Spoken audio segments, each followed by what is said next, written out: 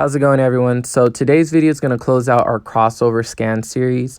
This video is going to focus on what we call like a near cross scan, which casts a wide net for stocks that you're looking for the closing price to be maybe under but close to the 20-day moving average, for example, or above or close to the crossing of a 20-day moving average. So this scan is going to help you cast that wide net.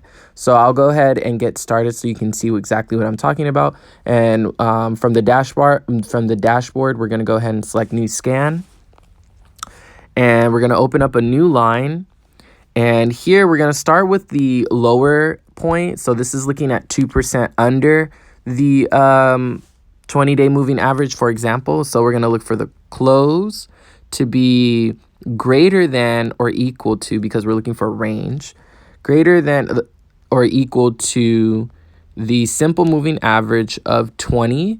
And because we're looking for 2% under, we're going to multiply this by 0.89.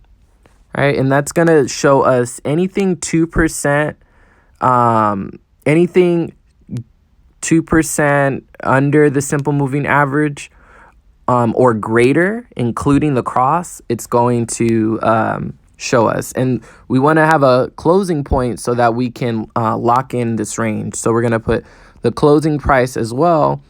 Also, we want it to be under or less than or equal to the simple moving average at 20 days times, and now we're looking at the upper limit of above 2%. So we're going to put 1.02.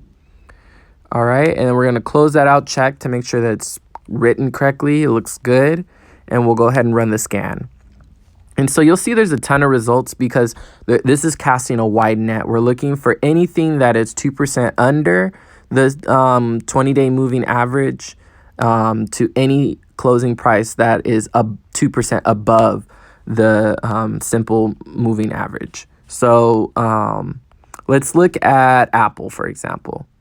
So if we look here, the 20-day moving average is at 121.98, and the close price was at 121.21. So that's definitely within 2%.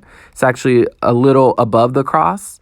And so this might be a stock that you want to look at with other indicators to see if it's ready to be traded on. Right now, it looks like it's moving sideways.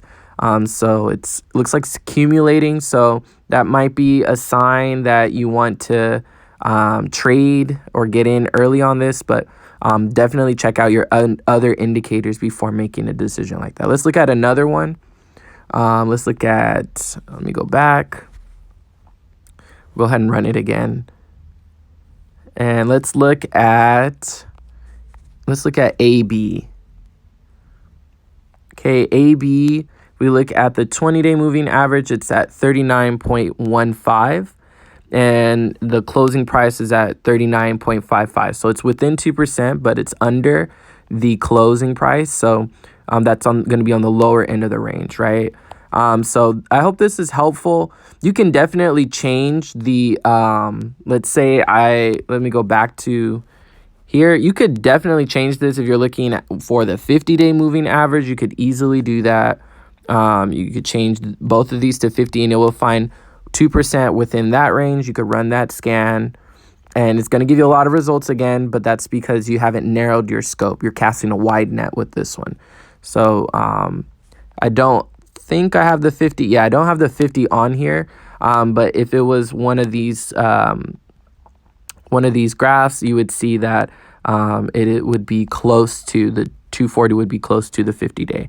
But nonetheless, I hope this is helpful. This does close out our crossover scan series. Next time we'll be talking about different types of scans in another series. But let me know what you all think. I hope this is helpful. And peace and